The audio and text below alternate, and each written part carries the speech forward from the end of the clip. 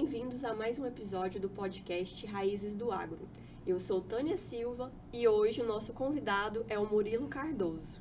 O Murilo, que é gerente de geoprocessamento e sensoriamento remoto, com sólida formação acadêmica e vasta experiência na área, especialista em geoprocessamento pela Universidade da Califórnia e em ciência e análise de dados pela Universidade de São Paulo.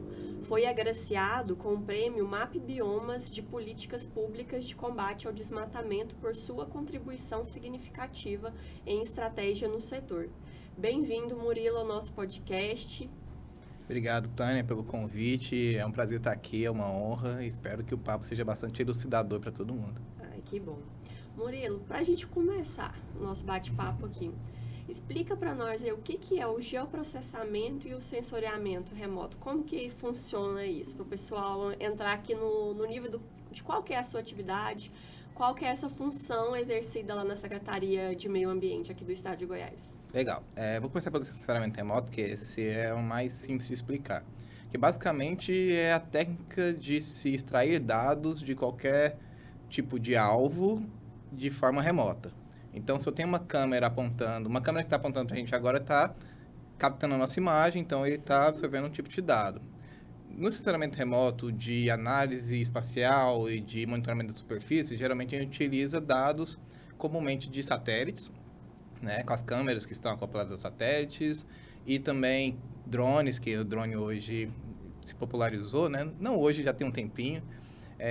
E o geoprocessamento é um conjunto de fatores e técnicas e pessoas e softwares que vão processar dados que também são advindos de GPS ou de sensoriamento remoto e gerar uma informação a partir desses dados. Então, geralmente a gente utiliza softwares mais famosos como QGIS ou ArcGIS, pega um dado e processa ele ali com diversos tipos de algoritmos, diversas áreas utilizam o geoprocessamento e gera uma informação espacial a partir desse dado. Murilo, quais que são os principais usos de toda essa técnica de extrair informação hoje dentro da secretaria e em outros exemplos aí aplicado, por exemplo, pela área técnica no setor do agronegócio? Essa é uma pergunta muito ampla, deixa eu ver como é que eu começo. Só os principais, assim, vamos só para exemplificar.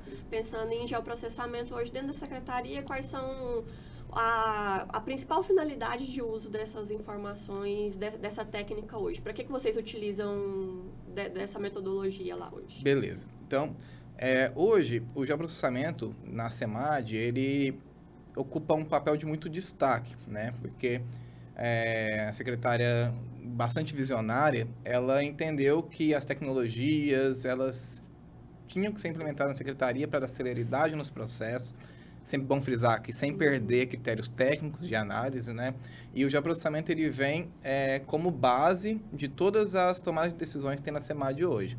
Então, recursos hídricos, licenciamento, né? A base do IP tem vários dados ali geoespacializados para quando um empreendedor entrar com um processo de licença, por exemplo, de supressão, já ter um cruzamento de dados que dê celeridade para aquela tomada de decisão. Por exemplo, ele entra com um processo de licenciamento de supressão e o sistema já avisa para a gente se está dentro de uma unidade de conservação, se está dentro de uma área de preservação permanente, dentro de uma reserva legal, que vai implicar em algumas outras questões específicas para aquele licenciamento. Então, isso já é uma análise que é feita automatizada por causa desse cruzamento de dados espaciais. E isso, na verdade, é até um bom exemplo de como o geoprocessamento funciona. E acelera muito, né, o sim, trabalho para os técnicos, vamos dizer que já chega com alguns requisitos ali para ele para outro ponto de análise. Exato. Se ele fosse começar do zero, olhar se está dentro de área de APP ou de reserva legal, ele demoraria mais tempo ainda para análise. E isso, com certeza, né, é um dos fatores que tem contribuído aí para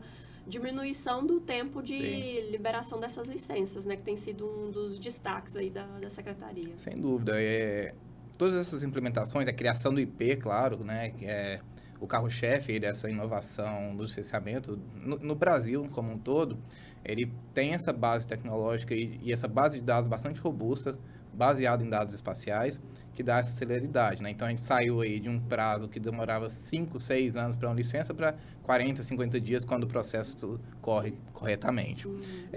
Mas lá na gerência que eu tomo conta, que é de fato de geoprocessamento de saneamento terremoto, que onde nasceu o nosso Sistema de Informações Geográficas Ambientais, o SIGA, né? Que é essa base de informações que dá esse suporte hoje para o estado inteiro, na verdade. Acaba que o SIGA se tornou o repositório mais importante de dados geoespaciais do estado de Goiás e um dos mais robustos do Brasil, né? E a gente tem recebido esses prêmios por reconhecimento a isso, né? Isso é todo um trabalho que vem sendo feito. E qualquer um do povo aí que trabalha com a área técnica consegue acessar o sistema para utilizar dessas informações, ou só vocês lá na secretaria? Não, a gente tem essa preocupação de fornecer o máximo de dados possíveis à população, né? População em geral, mas principalmente os técnicos que trabalham como consultores, né, dos produtores ou de qualquer cidadão, de qualquer empreendimento que venha fazer o licenciamento com a gente, porque é uma coisa óbvia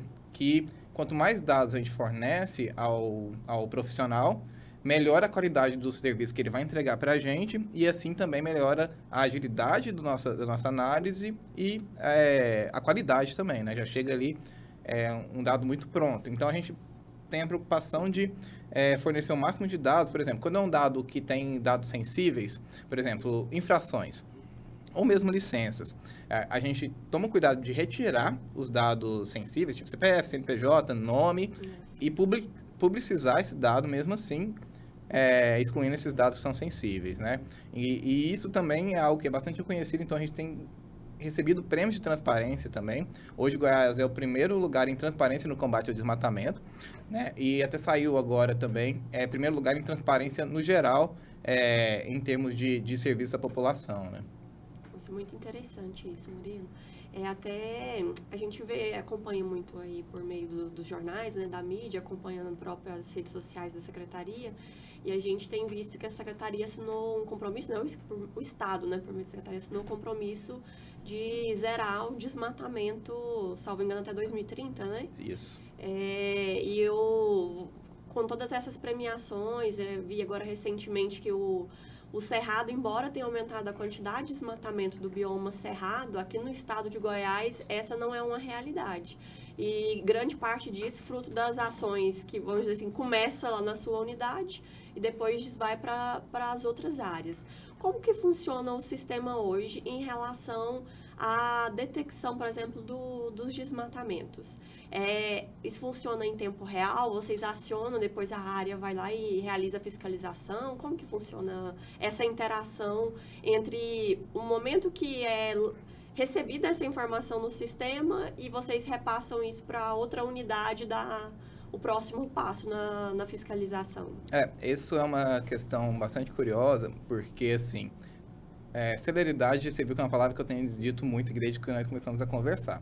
Então, para que a gente tenha essa velocidade na tomada de decisão, a fiscalização do desmatamento também é responsabilidade da gerência de processamento. Então, ela também fica sob a minha supervisão.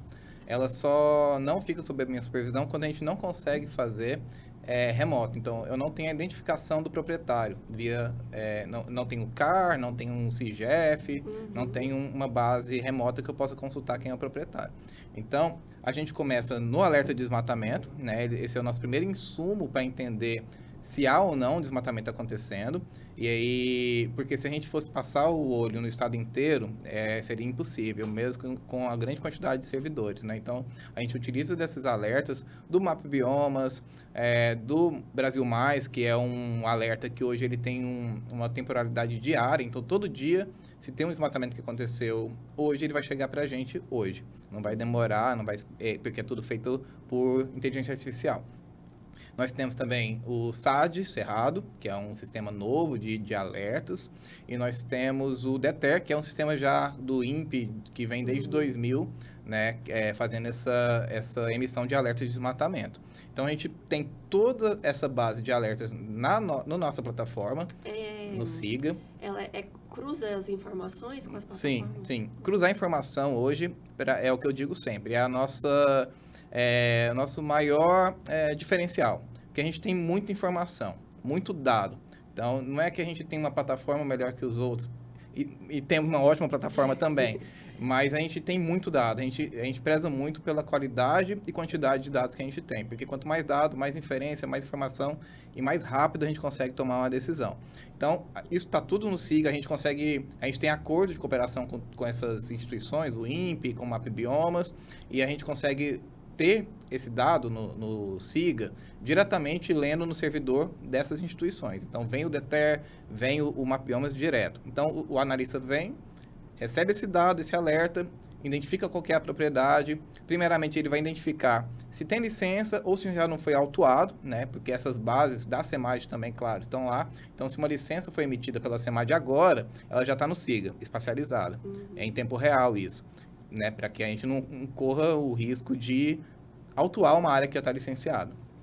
Passou por esse filtro, o fiscal procede com o rito da fiscalização, que é o mapa, o relatório, hoje tudo feito no INAM, né, o relatório, na plataforma também digital nossa da SEMAD, e encaminha isso via AR para o autuado.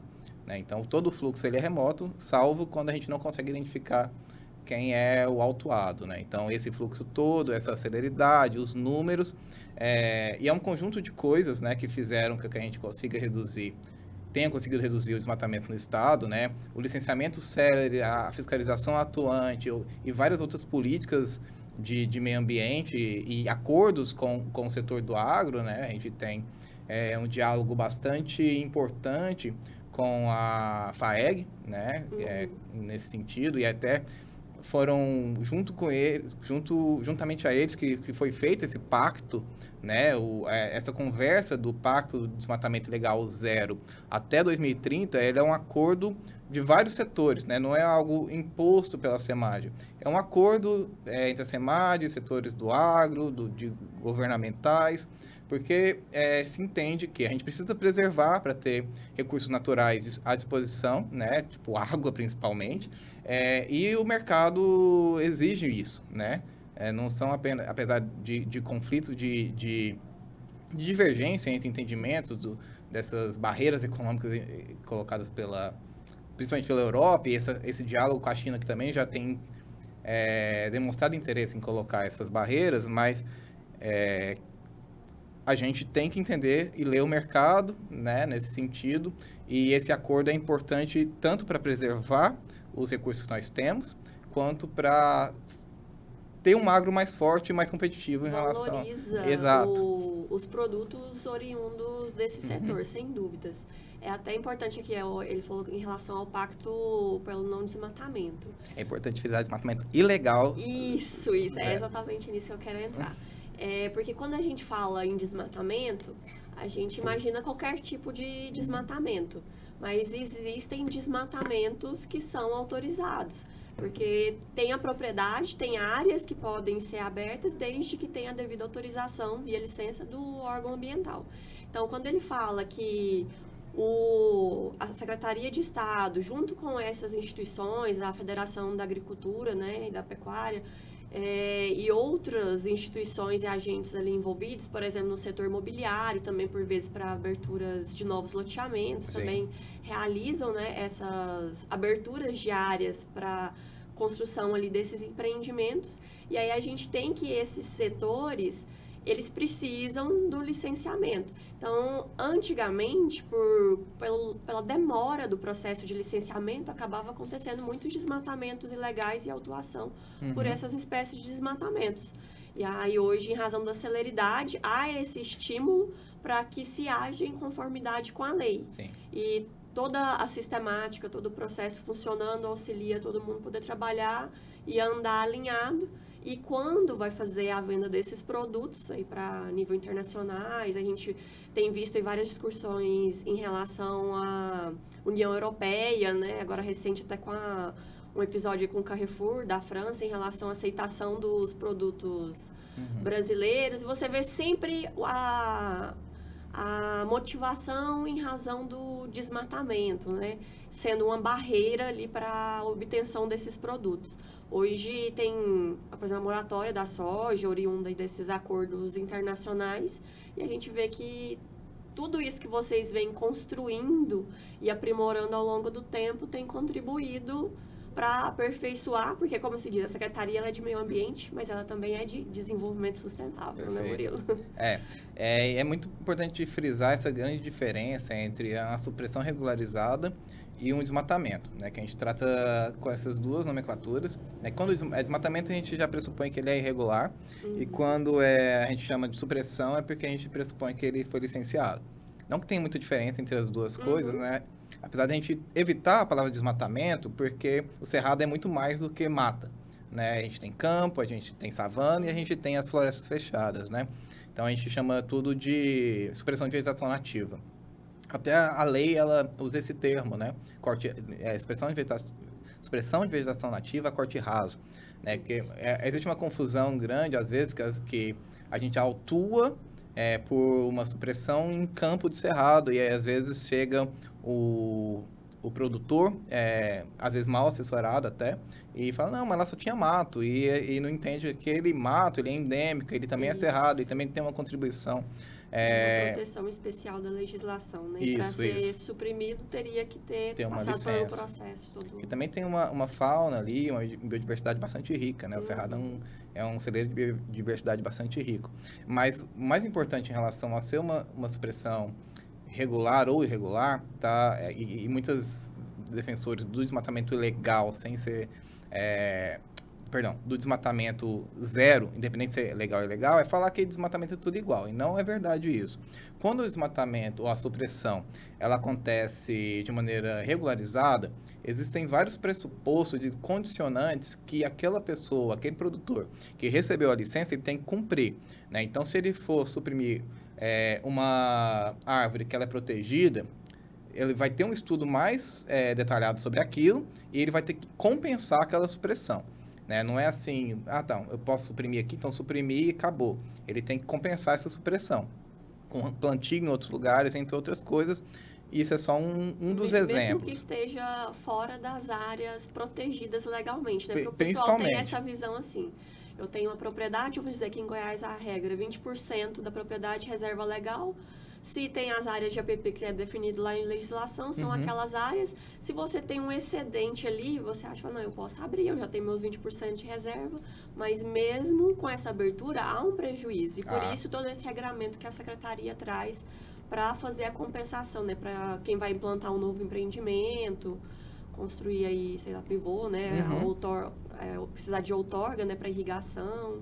Sim. Tem todo esse tratamento. Até porque, assim, as áreas de recarga hídrica, elas não são só apenas próximas aos cursos d'água, né? Então, a bacia, ela recebe essa infiltração de água por meio do solo, independente da região protegida ou não. Esse tema é muito interessante, que você falou aí, que utiliza a tecnologia também para monitoramento hídrico.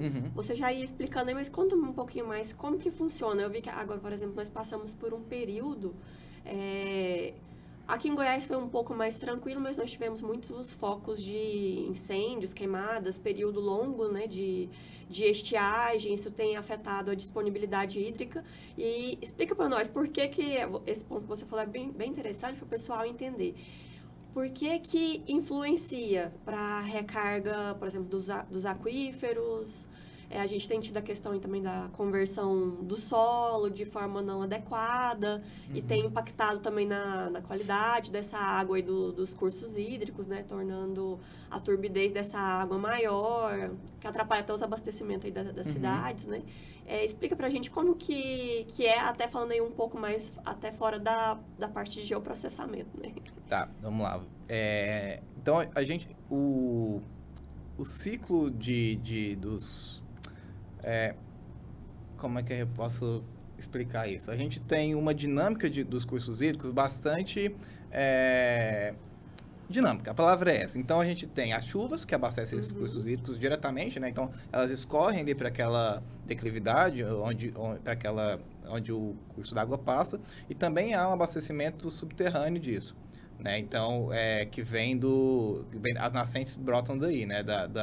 dos lençóis que são abastecidos a partir da infiltração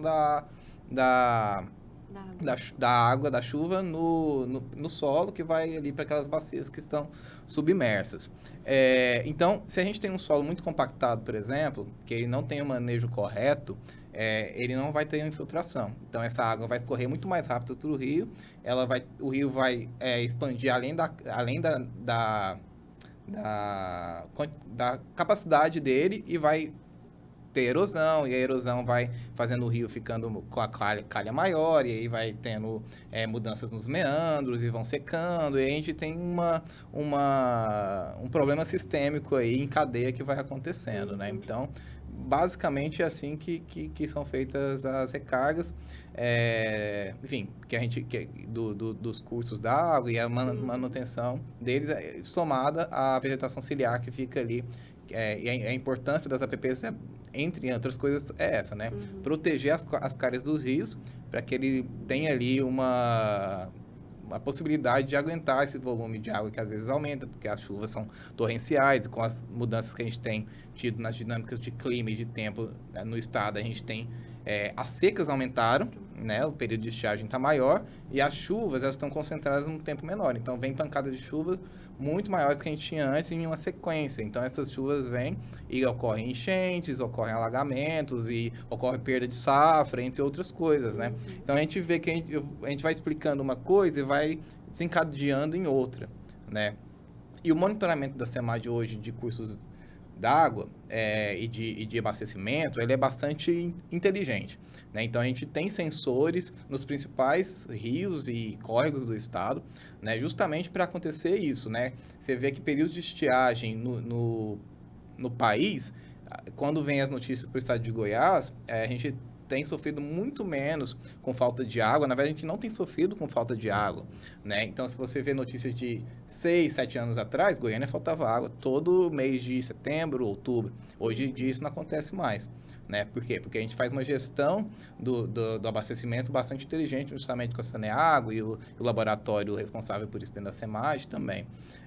Então, esse monitoramento é feito e o tempo inteiro a gente tem profissionais analisando esses dados. Assim, chegou na vazão mínima que a gente pode aceitar. Então, a gente já entra com até aconteceu no mês passado, no mês retrasado, entra com uma ação para ir conversar com os proprietários que tem barragem para fechar ou para abrir, na verdade, as represas para que a gente possa ter uma vazão daquele rio, que ela volte para um nível que a gente entende como aceitável para abastecimento público. Até a gente costuma ver isso, tem a atuação dos comitês, né, de bacias. Aí essa técnica que você mencionou é a alocação negociada, né? Faz um controle, a partir de cada nível vai refinando as prioridades de abastecimento. Em níveis normais, abastecimento para todos. Vai reduzindo o nível, fica abastecimento mais para aquilo que é essencial. Vai entrando depois um pouco a indústria, a agricultura tem que esperar abastecimento das cidades, hospitais, tudo Isso. Vem em primeiro lugar, né? Até que seja restabelecido. Até entra aí também e nesses casos, às vezes, fala, a partir daqui também tem que fazer o racionamento. Então, a gente vê que tem essa atuação, tem várias estruturas, né, muito bem solidificadas, conduzidas, para complementar todas essas ações que a Secretaria tem feito. Murilo, muito obrigada aqui pelos esclarecimentos. Você tem alguma informação a acrescentar aí para quem está nos acompanhando? Eu queria dizer que também foi pauta dessa nossa conversa, mesmo de maneira quase que subjetiva, a importância do diálogo, né? A Secretaria de Meio Ambiente e Desenvolvimento Sustentável, você vê que ela consegue ter esses avanços graças a um diálogo direto com a sociedade. Então, se a gente está falando que a gente tem um abastecimento de água hoje controlado na cidade de Goiânia, é porque a gente tem um diálogo com esses produtores que estão a montante das pontes de captação. Se a gente tem hoje um pacto de desmatamento legal zero, é que a gente consegue dialogar com o setor produtivo e com outros municípios, né? Então, a grande questão do entendimento do que é meio ambiente é isso, é diálogo. Todo mundo está vivendo o mesmo ambiente, a gente precisa ter um diálogo, cada um precisa ceder um pouco para que a gente consiga conviver nessa harmonia entre meio ambiente e indivíduo, né? Então, a gente tem certeza. conseguido esse avanço graças a um entendimento geral da população goiana quanto à importância da preservação do meio ambiente. Certo, Murilo, agradeço muito a sua participação, sua contribuição aqui no podcast, levar essa informação para que o pessoal possa entender, né, como que funciona, porque acaba que o pessoal vai assim, mas como que o povo vem cá e me autua, não vem ninguém aqui na minha propriedade, né, e entender também outras nuances aí das políticas aqui do estado de Goiás. Muito obrigada a vocês que nos acompanham, até o nosso próximo episódio.